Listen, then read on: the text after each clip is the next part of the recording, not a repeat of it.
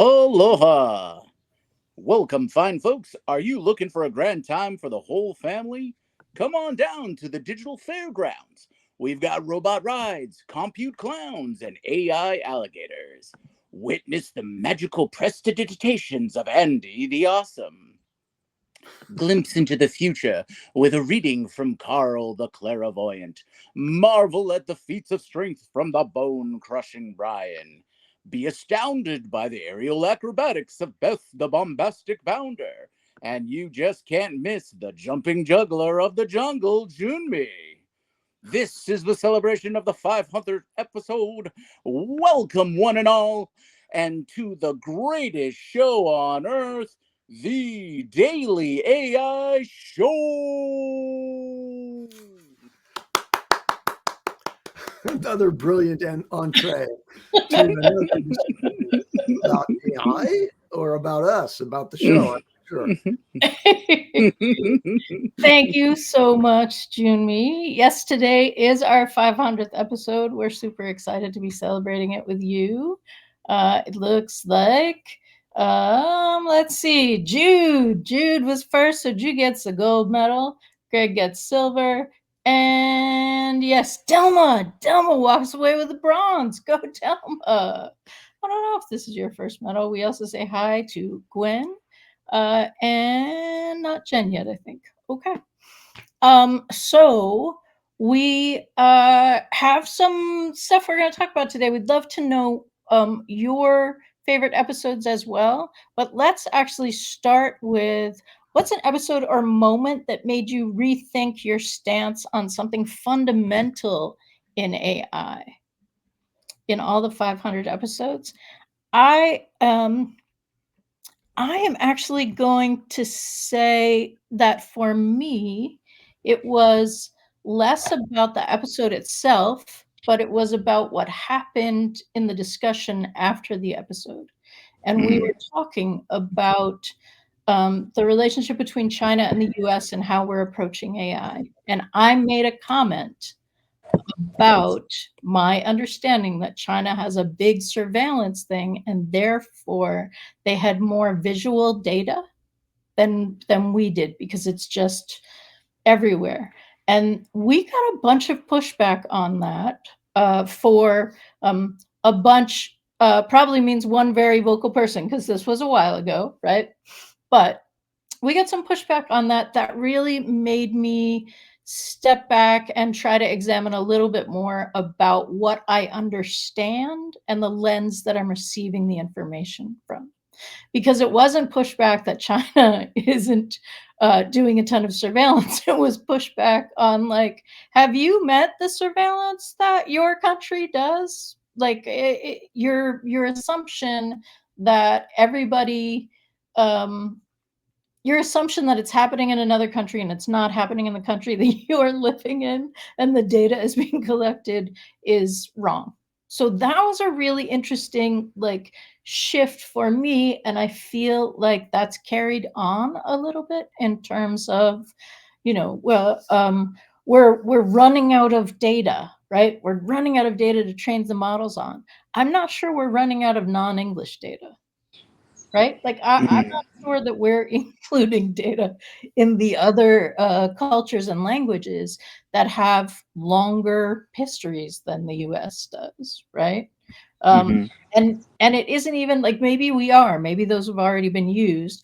I know that China had complications because of the revolution, and that a bunch of historical documentation was intentionally destroyed, right? So it's not really like they have data all the way back necessarily, but it really it brought home for me that I am a U.S. citizen living in the U.S.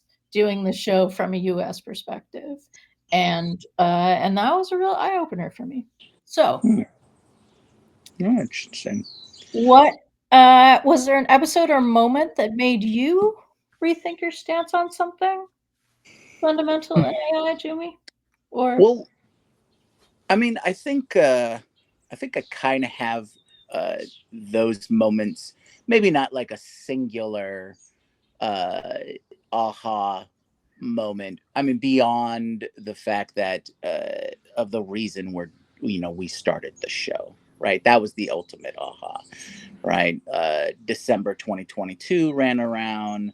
Or at least from my experience, um, just hit the ground running, starting to hear it from a few of my friends, checking things out, being amazed at capabilities of models, then finding a group just sort of just in, uh, sort of just aligned, like the planets aligned, and finding a AI discussion group, and then meeting all of you and wanting to do the show. It's like, yes, there's a lot to discuss here. So I guess overall in the AI journey, that that was my big aha. But other than that, it's pretty steady. You know, maybe maybe you get a little jaded in this bubble when you know fantastical features or capabilities some to come out of nowhere. Um, there's been a few tools that have really um, you know got the gears going or the creative juices flowing when I've come across them. And anytime I find something that just redefines or negates a hurdle or a trouble that issue that I might be troubleshooting or something like that. When I find something like that and I apply and it's an AI tool or AI solution, that's that always makes me think of my past experiences. Like, I used to take 20 hours a day to do X, Y, and Z. With AI, it becomes 2 hours, you know, and that kind of thing is constantly happening, right? For example, when I found Opus and other repurposing tools, that's an amazing amount of editing work that that I've done in the past no longer takes time.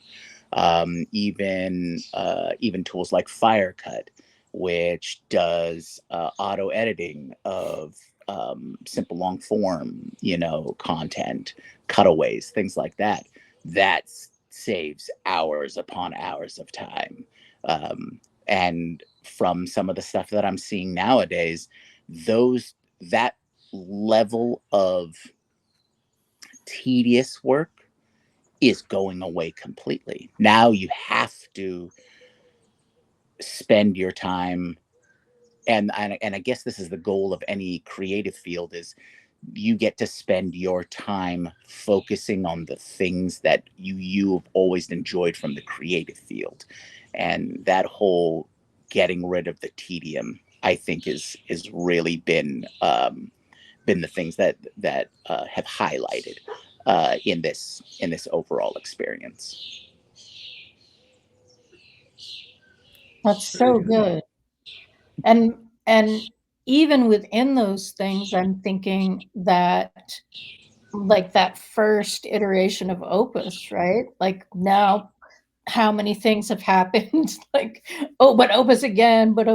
Actually, Firecut just came out with a DaVinci Resolve waitlist because they're coming to a non-premiere um, computer near you, right? So that's also super interesting. So Andy, what's your hey Brian, Hey, let's go with Brian. Brian, we were just asking what's an episode or moment that made you rethink your stance on something fundamental in AI, but I also know that you are time limited, so say whatever you want or Can answer you that question. can we throw to Andy first, please? Because like Cool. I didn't mean to come on stage. I was trying to set up my camera and I it hit the button, so I was trying to get it so it didn't look ridiculous. So over to you, Andy, because I am not all right. prepared. Putting the Let me live jump in. in the Daily AI show live. Absolutely. Thanks. So a couple things that I want to reflect on. Not so much a retrospective as an appreciation just generally of how the show works for me.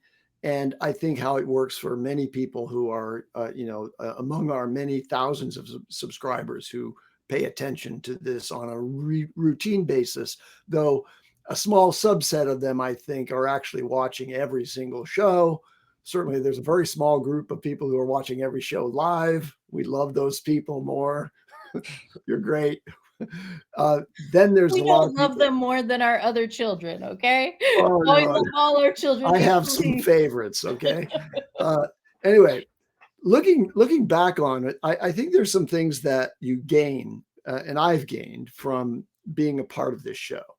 And one of them is by being in a daily conversation about it, the things that are emergent and important are elevated to your attention in a way that they wouldn't be just generally through the media, or you'd have to invest a tremendous amount of time, as we already do, reading newsletters and watching YouTube videos and so on to get an impression. But when you gather a number of people, as we do, each of whom has a very distinct, differentiated angle and focus on AI and a personal practice in AI, when the conversations turn to something that is like coming about, like MCP, and how that has been an emergent topic of conversation, you at least know what you need to be aware of to be au courant in AI. Now, so that's a great service, and I think it's a great value from paying attention to this on a frequent basis like this. And you don't really have to practice any of that. I can say that in terms of the distinctions that we have, each of us as co-hosts on the show, we each have a different angle and a different set of tools that we practice with routinely and have expertise in. And for example, you guys were just talking about some of the multimedia aspects, and particularly the video editing and video generation parts of this. I never touch those things. I have no idea really from a practical standpoint about how to use them, but I know just enough to be conversant about them because I listen to Beth and Junmi and Carl, who does, almost every other day video productions of his own to post to TikTok and elsewhere. So I really, really appreciate the diversity of perspectives and the diversity of practical experience. Brian, for example, is where the rubber meets the road when it comes to implementations for the purposes of sales and revenue generation, automation, and advancement of skills using AI. And I don't touch sales. I'm not there. So I have an appreciation for that. And there's this whole arena of automation that I'm smart enough and I've played with it just enough to be able to say, yeah, if you're going to be doing automations, you ought to know about N8N and you ought to start using it and know how it works, how it's layered on top of LangChain and how it has a really beautiful UI and simplifies the process of establishing agentic automation where there's an agent built into that. Well, I can say all that, but put me in front of the screen and I'm still trying to refamiliarize myself with, okay, well, what's changed with this UI because I don't use it on a daily basis. So that's really what I think is the core value of the Daily AI Show format. And it's digestible. We try not to go too deep and jargonistic on all these things. Although, we all have a tendency to use acronyms that probably many of our listeners don't have an immediate grasp of. But we try to make it really digestible for everybody. And you can be confident that you know what's up with AI if you listen to this show. One last point is that, we each of us, we kind of get together in the morning. we share these thoughts. We do some preparation when there's an important theme, and so there's an educational process for each of us individually as we prepare for a show that's on a subject that maybe we don't know a whole lot about, but by the time we get to the show, we know a lot more, and we've used AI to accomplish that level of comprehension. But then we go our separate ways, and each of us is working in a different domain, and we've provided a very minimal level of transparency into what it is that we're actually working on. Some of you may know that I spend a lot of my hours that I exploit AI with doing vibe coding. And so I feel like I've kind of moved forward in that arena, and I know a bit more just through practice about that than I do about many other aspects of AI.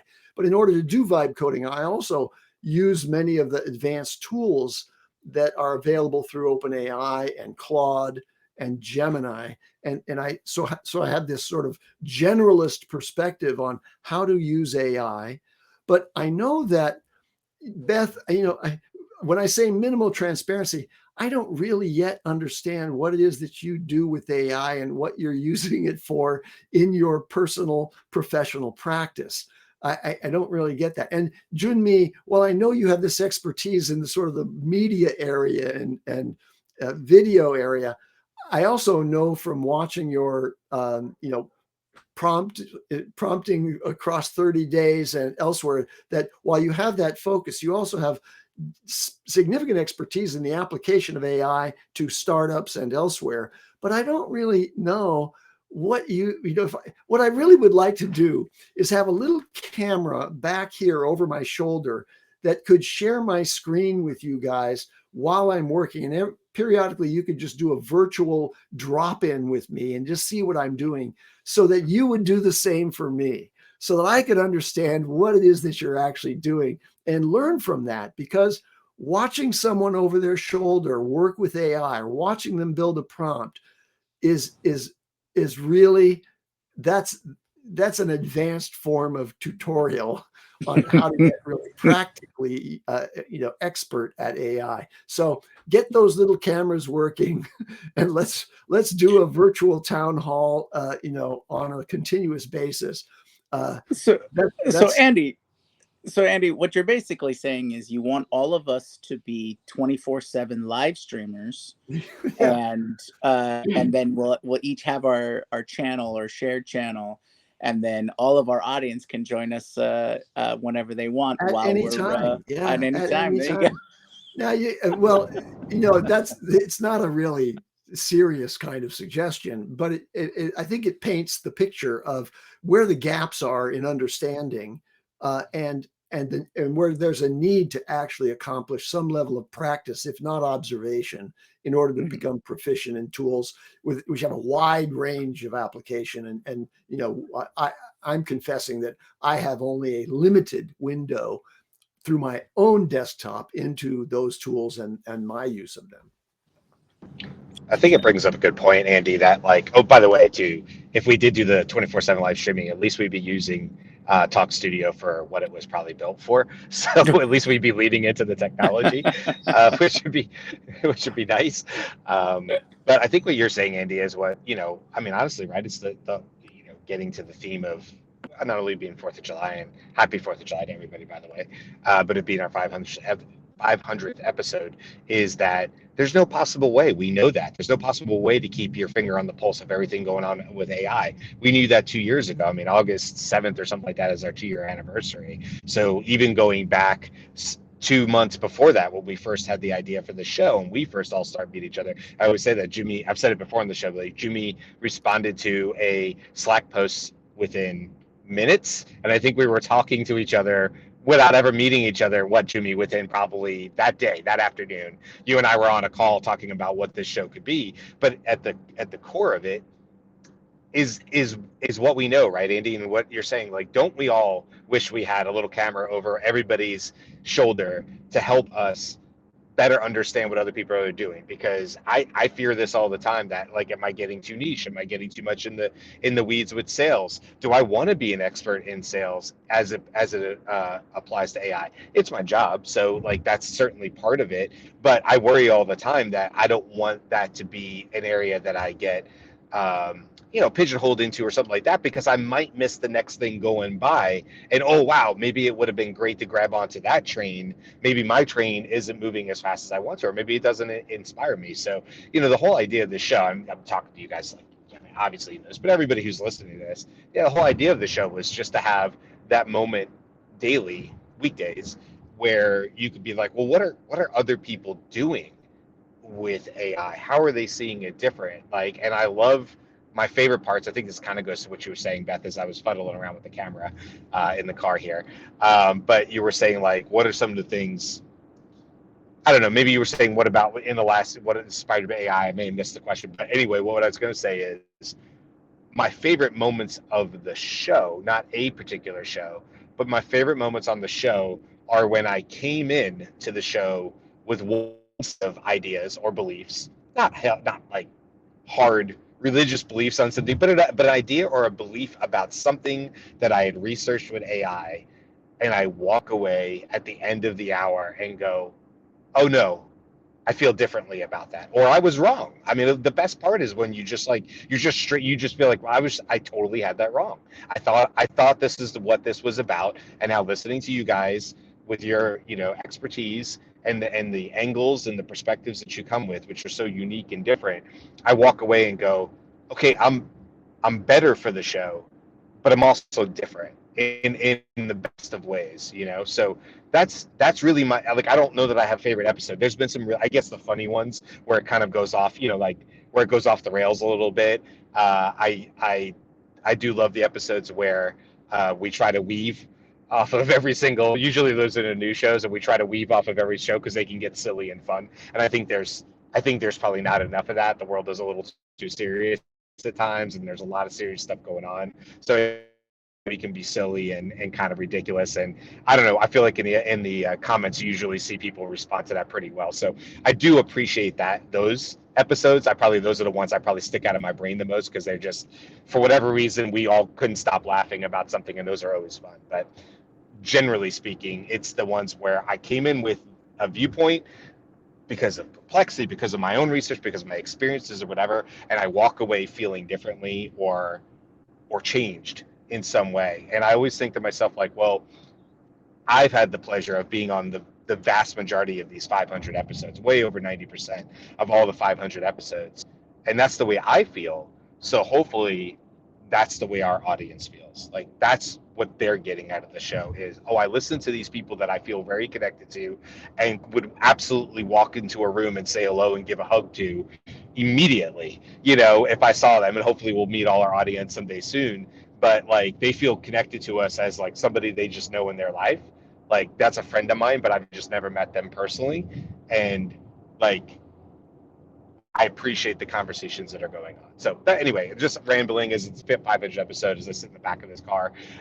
Sorry about all the road noise. I know these headphones aren't the best for canceling out road noise, but that's sort of where my brain is today, and just a general appreciation and gratitude, as always, for the show and the fact that we've done this 500 times with no intent of slowing down. In fact, I think we have a lot of ways we'd like to actually speed up. So that's kind of cool too. Absolutely. And one of the things that I think, Brian, that you're emphasizing, and Andy a little bit too, is that, like, we didn't audition each other, right? It wasn't like, hey, um, I think I really vibe and hit off with folks. We were like, no, we're interested in this. This is moving really quick. We think that we will gain great value from uh, talking about AI every day. And um, I didn't spend a lot of time really thinking about it, but you all are so like family to me now. And the people that we see every day in the chat too, right? And the regular comments back and forth. It is a really interesting thing to just intentionally spend quality time talking about a particular subject 5 days a week for 500 times, right? I mean, that's a wild experience. Um, It is awesome. too. Yeah. And Beth, the only thing I wanted to add to that is, I think most people know this, but uh, the elephant in the room usually on this show, or when we have Carl and Aaron, and there's 6 of us. So back in the day when we had Robert, is like, wow, you guys are sort of heavy on the guys, aren't you? Like, Beth is trying to hold her own as the only female on the show, and I this you guys know this, but I'll say this out, publicly too. Like that, I always joke and say like that was never the way anything was designed. When you put out a post on Slack and you go, who's interested in this absurd idea? Because I was like, not once a month, not once a week, weekdays. Like that is the only way I want to do this. Who's in with me? And you get 7 people initially or 6 other people initially who say, yeah, I think I would be into something that nuts. You go, thank God there's 6 other people who think this is a good idea, and I don't have to do this all on my own. And so I do know that people probably think that. They're like, why, how come Beth is always having to hold her own as the one and only female on the show? And I just think like, you know what, thank God we had the people who showed up and said, I want to do this, and the chips fell where they fell, and that's just the way the show started, and I wouldn't trade it for anything. But I do know we oftentimes will get comments about that, and people would be like, yeah, it's not like a super diverse, group as far as female to male ratio, but I do think we have a really diverse. We got lucky in the sense that we have a really diverse personalities and experiences, and that I think it's just kind of amazing that we all didn't come from the same background. Like we all, like Beth and I, you and I had trained or taught together through the AI exchange, and you and I had known each other a little bit that way.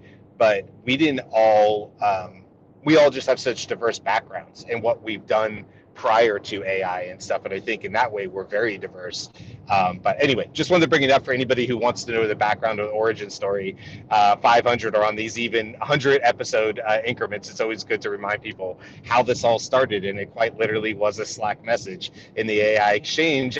And I'm lucky every day that y'all were the ones that reached out. And like I said, Jimmy and I were talking quite literally an hour or 2 after that. So it was pretty quick to get things going. And this is 500. August is it, guys? Correct me if I'm wrong. August 7th or 8th is our two-year anniversary, right?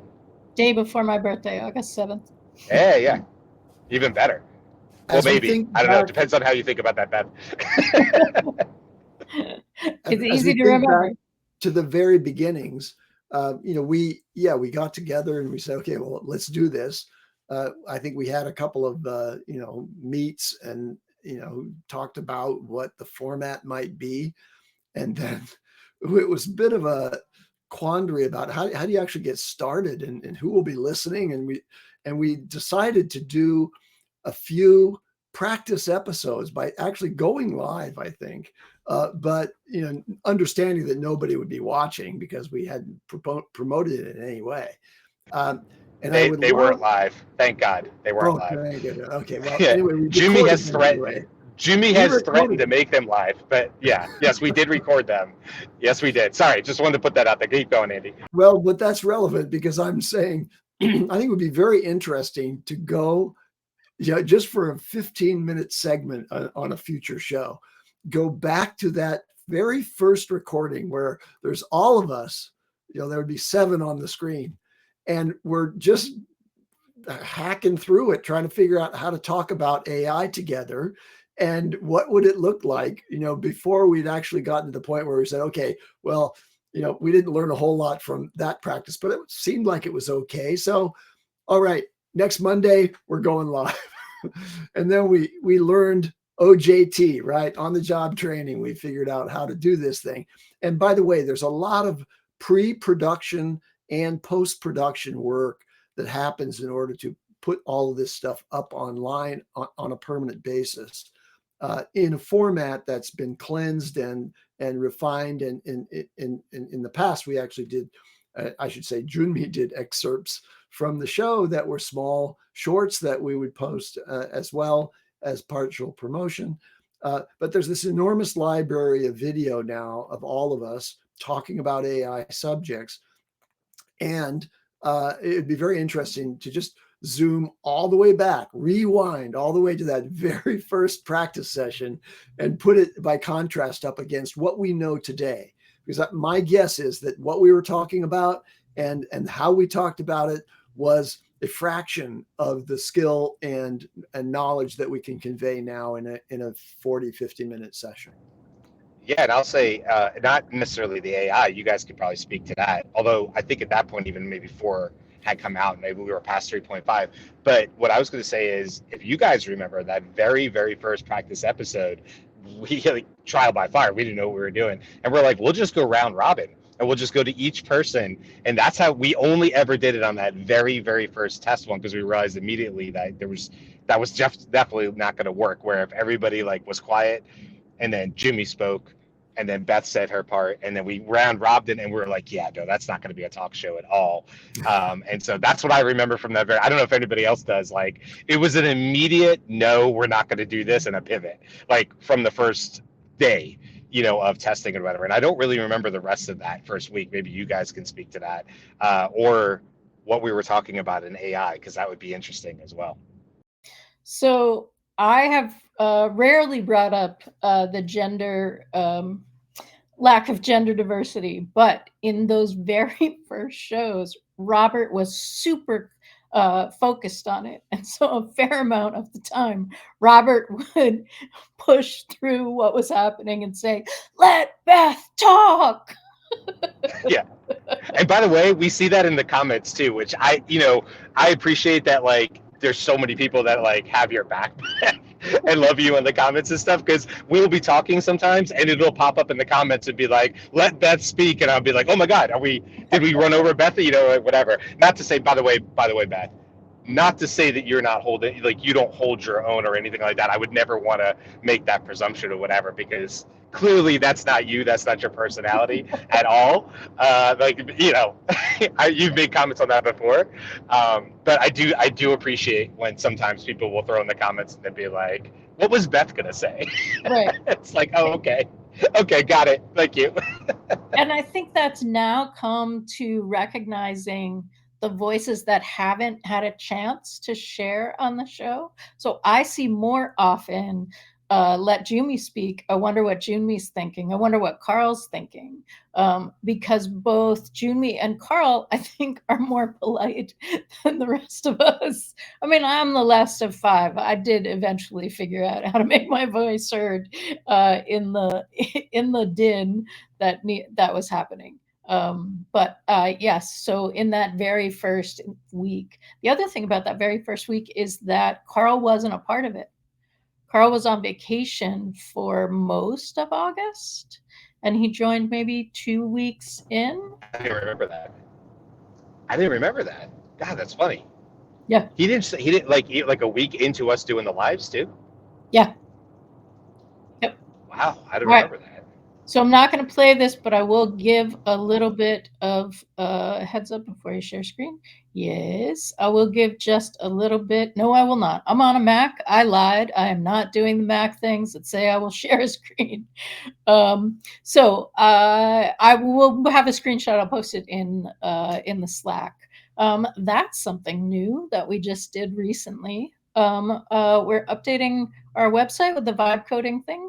Vibe coding episodes, and we created a Slack community. So if you're listening to this and you have not been joined a part of the Slack community, it is where some things happen that happen after the show. Lots of conversations. Great place to go when like news breaks, what's happening, to get people's take. And that's at the Daily AI Show community.com. Let's see what else. So one of the things that I think we've gotten comments on also, and Delma actually just said in the chat as well, is Delma said, I'm here because this is the only place I can hear.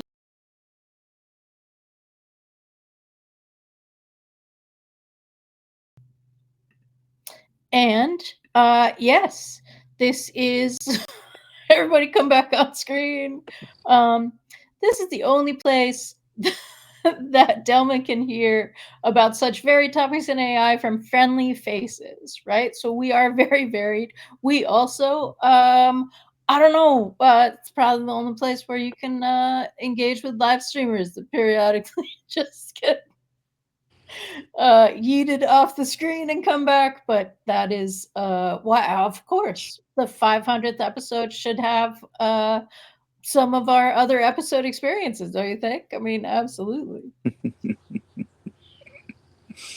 So, so one of the other things that I think is an unintentional but true if we look back at our 500 episodes history is that, and Anne Murphy, who was a guest host for us, mentioned that essentially we're a time capsule, right? We're a time capsule more than the like single talking heads who have like great followings and great renown in this.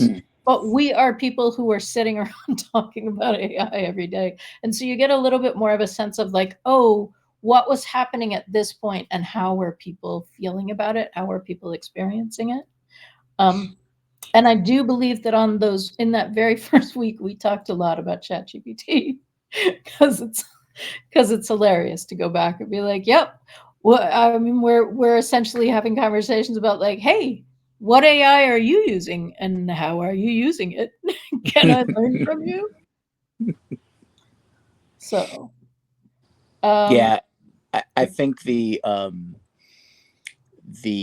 transition of models in those first early days were also kind of boggling, because we hear about 3.5 being released in December of 22, and then 6 months later it's here's 4. And well, what can 4 do, right? right? And it's like, this is such a huge jump. How did they do that in 6 months?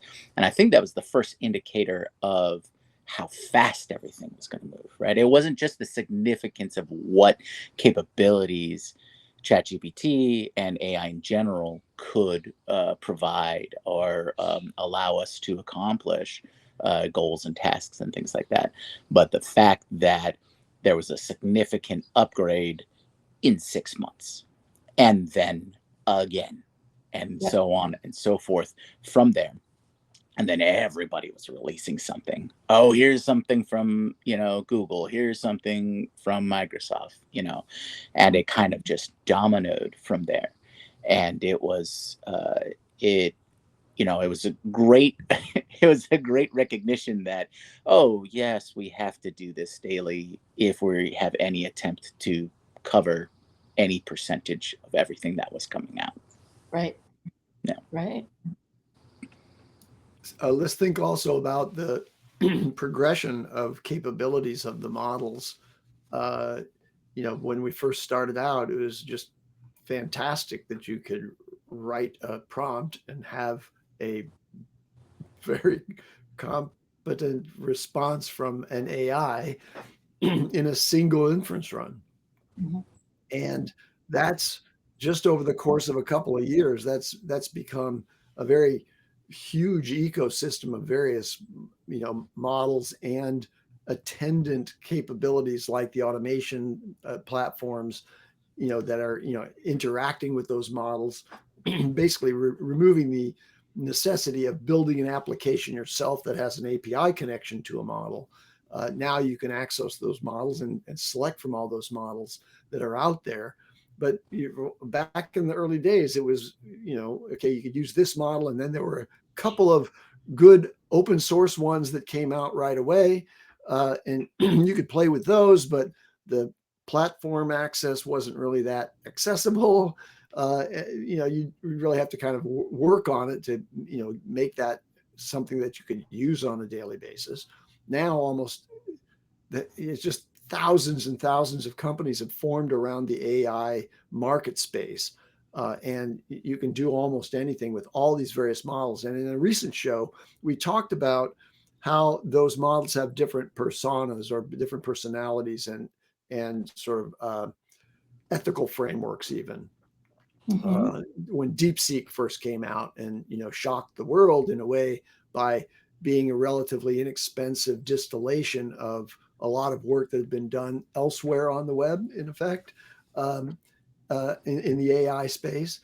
and was available and almost at full parity with the most advanced frontier models that we had, you know, that challenged some of the assumptions that we had about what it takes really to build a more advanced model and bring it to market. So the competitive landscape was changing all the time as we observed it. But I think that the point that I'm trying to get to is escaping me. So I don't know if you're going to follow it. but I want to just say that now we're at the point where you really should, be able to play with multiple models. But if your life is anything like mine, you're sort of zeroing in on one of the many nearly identical in the most basic respects capable models out there, the main players. And if you're playing with open source, you're probably mounting an open source model on your own devices, and that's a different path that I haven't really pursued, because the inexpensive $20 a month kind of access to the frontier models that you can play with, notably Gemini, Claude. Some people might pay for DeepSeek. I'm not sure. OpenAI, ChatGPT, if you have a plus subscription there, those models are really enough for you to have access to a wide range of tools already built into those UIs, which didn't exist at the outset. What we started out with was just a chat message dialog box. That was it. And then sometime later, it was possible to actually upload a file to the AI. That wasn't there at the outset, right? When ChatGPT first came out, I sound like an old school guy now, talking about the good old days, but it was really just about a chatbot. We had a chatbot access to that, and now it's very, very different, all the way up to and including a simple UI for accessing an agent that has access to a wide range of tools and can do, really amazing things for you you count them in seconds, not minutes. Mm-hmm. Right. I did want to follow up on that in the same vein of seeing all of those, the capability, the evolution of capabilities. But I think the other thing, or the other side of that, is also how many touch points there have been, right? AI is completely changing how to do everything. So I wanted to pose a question to you all, and definitely our chat.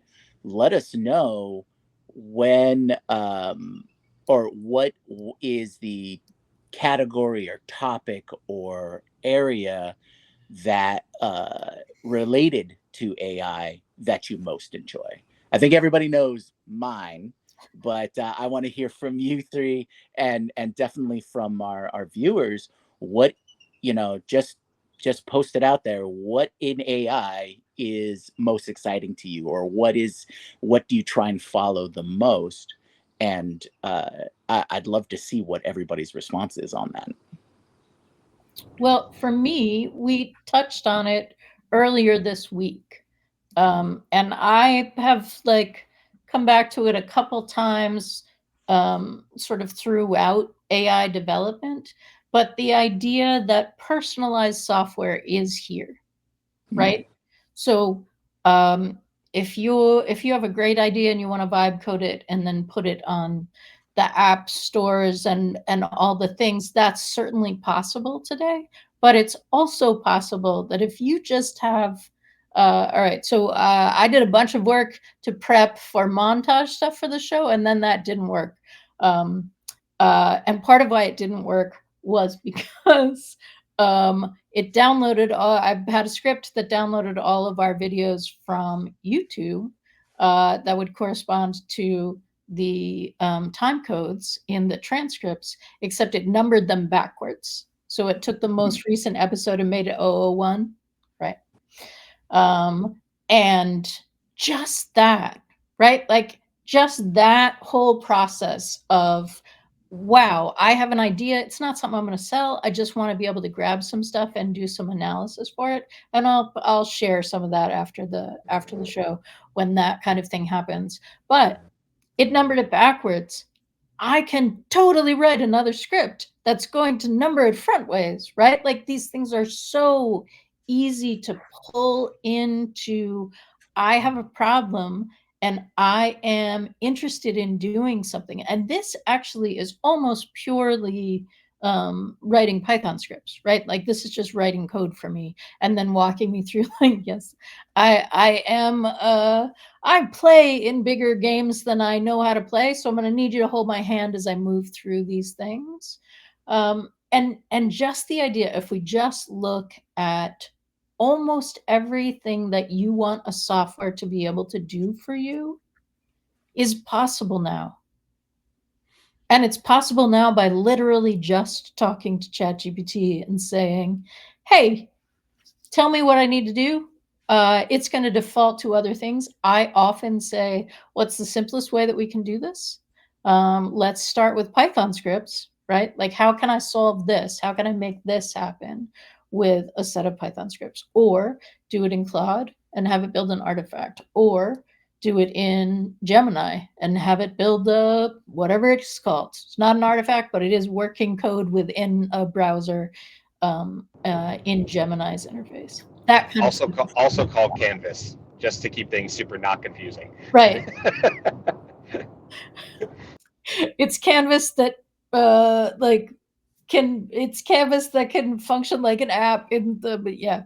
Thank you, Brian. Absolutely. So that for me is the most exciting. That can we just all build tools for our own selves now that and it's automations, but it doesn't even have to be automations. So that's my thing, Junie. It's like, wow, if that's possible, what, I'd save myself 10 minutes and several moments of profanity, right? That's worth time. If I can get that done in an hour and it saves me for the next 5 years, yes, 100%. I would say for me, I think you guys could probably guess mine too. I feel like Jimmy's like, I think you know mine. I mean, maybe not, but like Carl had recommended maybe a week ago a podcast. I love that Carl is so active in not only the Slack community but our internal Slack community. He posts all the time, and like he's such a giver in terms of like, hey, I saw this thing and I want other people to know it exists. I love that about him. He's so good about it. And one of the things he did is he tagged me and he said, Brian, this seems like a no-brainer, must podcast listen. And it was for a podcast I'd never heard of. I don't remember the name of it off the top of my head. But anyway, hold on, my wife's on 1 second. See, this is why you need to have co-pilots while you're driving in the car. My wife said it's the Cognitive Revolution was the name of the pod. So big assist for my wife, who's right Amanda, there. Go Amanda. Amanda is driving the car. I think everybody knows at this point that I don't drive and try to do this show at the same time. So I am in the back seat as a passenger. What I was going to say though is the episode was all about education, and I have only grown more and more passionate. I think I always was, honestly. It's not like AI brought me to education. I've been sort of beating this drum in my house. My poor wife has probably heard me talk enough about this, but to be fair, we both talk about this a lot. And not only our daughter, from before my daughter was born, I will say my wife and I were two people who said, we may not do a lot right as parents, but one thing we will do right is our daughter will never have student debt. And if that meant that my daughter maybe never went to college one day or whatever, we would have figured it out. There's so many other alternatives out there. And lo and behold, here comes AI so much later. My daughter's already like, 12 at this point or whatever. And now it's like there's just endless opportunities and possibilities in that space. It was a great podcast, by the way. It was about her name is Mackenzie, and she is the founder of Alpha School. They have physical locations as well as online locations based out of Austin, but have expanded into other parts of Texas, and now they're expanding around the country. And they're just doing things differently. And the way they're using AI is not to put a chatbot in every child's hands and say, go figure it out. It's not like that. They're using AI in all the best ways that you would hope that they would use AI to help children all the way up through high school learn and be prepared. And I was just really inspired by it. So glad Carl suggested it. I actually just listened to it, I think, yesterday. My wife and I were listening to it in the car. So anyway, my answer is education. I'm like a lot of people in the comments who are like, yeah, all the things. I think Greg was like, yeah, all these 10 things. I'm me too. I'm like squirrel, squirrel, squirrel. But if I had to focus on one thing that I think the universe and whatever will just drive me somehow. I just would not be surprised if it's just a side gig or it's my full-time gig one day. Will be in education and it'll be in AI. I think all roads converge there for me, if I'm being perfectly honest. I don't know what that looks like. I'm very happy it's scaled. But it's a huge passion of mine. And I get so excited about the potential future of education and equity, more importantly, and the idea that we can raise all children up despite maybe where their experiences are. And we have an opportunity like no time in the last decades to rewrite and rethink what public education looks like. And this is like ground zero for that right now. And I think, wow, how lucky am I to not only be living through a time where everything's being figured out with AI, but like quite literally, we're going to rewrite education around the world and obviously in the United States. And that gets me so excited because I think like there's only so many times in history that you get to live through one of these times, and this is one of them. And so I often think to myself like, no, we're in it. Like this is happening right now. It's kind of like the whole joke about AGI. Has AGI happened, or is it happening, or do we even care? Is it all about super intelligence? There's that whole thing about like, do you know you're in it when you're living through it? And I try to remind myself, and this show is a good reminder for me because we do it so often, to think and stop and go, hey, we're in it, guys. We're part of the change. We have an opportunity to be part of a massive change, whether it's in other areas or education or otherwise. And that is beyond exciting to me, that just by pure chance, I got to be the age that I am, living in a world where this is going on right now. It makes me endlessly excited. So I would say that's definitely my area for sure, as well as many others that people have brought up. But education is top for sure. Well, Junmi, for mine, what Brian said. Really, my angle on all of this behind the scenes is focused largely on education and the disruption that AI presents. Like I think Brian, as a natural optimist, is focused on the ways that AI can be used.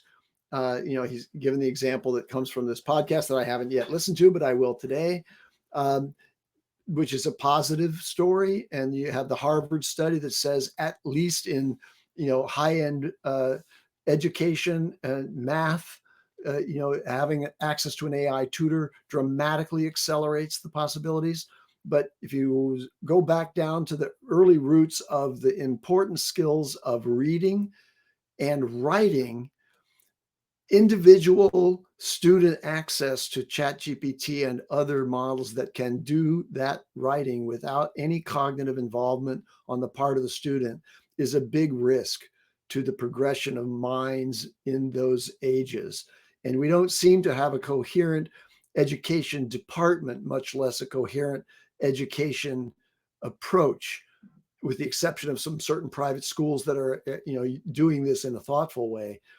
And I'm concerned about the public school system in the United States and elsewhere really being undercut by the availability of personal writing assistance and the impact that'll have on cognitive skills in students. So that's a passion of mine, is how do we stop the train that's going possibly in the wrong direction right now and ensure that the tools are available that actually allow AI, in a way that it certainly can do if it's trained to do it correctly, can actually build cognitive skills while assisting students rather than simply replacing their effort.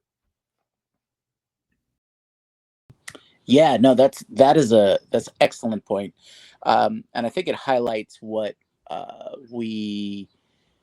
when we talk about alignment, that's a form of alignment, is how are we going to implement AI? What's the healthiest way, most holistic way? And listening to all of you talking about your your categories or areas and things like that, and how passionate you are about it, um, really informs, I guess, what I mostly get out of AI in general. And this goes back to your initial question, Beth.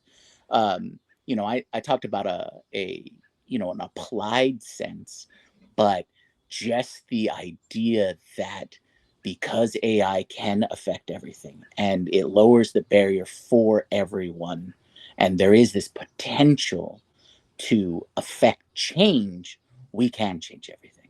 We can use this technology. If we're aligned correctly, we can change everything that we want to change.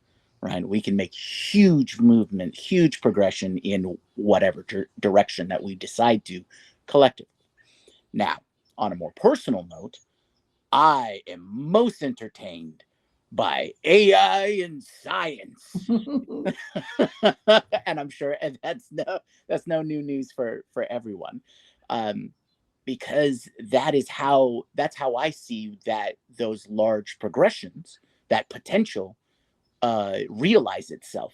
You know, everything that I enjoyed and I continue to enjoy in science fiction, fantasy, all of those narratives and things like that, especially from my childhood, I'm seeing happen right now. We're building robots, cyborgs. We talk about e-skin all the time, sensors. We have a flying jet ski now, a flying jet ski. You know, these are the kinds of things that are just like that really stir that hope and passion. It's like, okay, well, we can do all these things. Let's make some big changes, those kinds of things.